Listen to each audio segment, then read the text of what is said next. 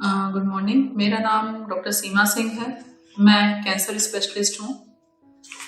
मैं आज आपको ब्रेस्ट कैंसर कैसे होता है, क्या हर ब्रेस्ट कैंसर की गांठ ब्रेस्ट कैंसर होती है या ब्रेस्ट में होने वाली हर गांठ क्या कैंसरस होती है, क्या ब्रेस्ट कैंसर केवल फैमिली से पीढ़ी दर पीढ़ी ही ट्रांसमिट होता है, इन सब के बारे में कुछ जानकारी दूंगी। ब्रेस्ट कैंसर क्या केवल स्त्रियों में होता है?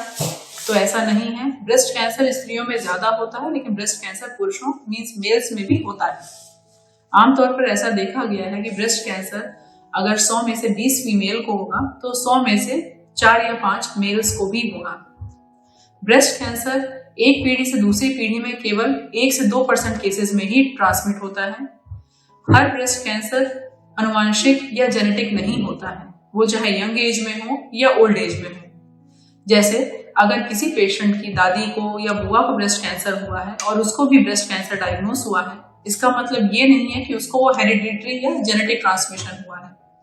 ब्रेस्ट कैंसर किसी भी पेशेंट में यंग एज या ओल्ड एज में होने के कई सारे कारण होते हैं, जिनमें से जेनेटिक ट्रांसमिशन भी एक कॉमन कॉज है, लेकिन ये रेयर है in comparison to other risk factors like alcohol consumption, cigarette smoking या स्मोकिंग और tobacco chewing in any form, sedentary lifestyle या बहुत ज्यादा एक्सरसाइज ना करना, सेडेंटरी लाइफस्टाइल जीना, सिटिंग पोस्चर में ज्यादा काम करना या ब्रेस्ट सपोर्ट रेगुलर ना पहनना भी कई सारे कारणों में से हैं।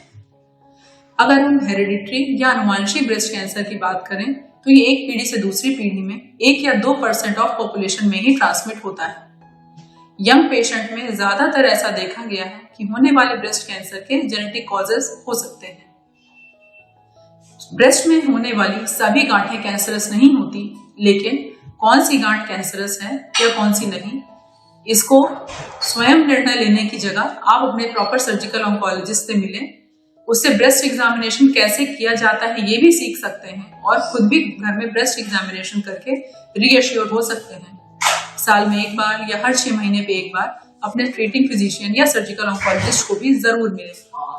40 साल की एज के बाद विमेन को ब्रेस्ट कैंसर स्क्रीनिंग प्रोग्राम में इनरोल होना चाहिए, जिसमें क्लिनिकल एग्जामिनेशन और साल में एक बार मैमोग्राफी किए जाते हैं।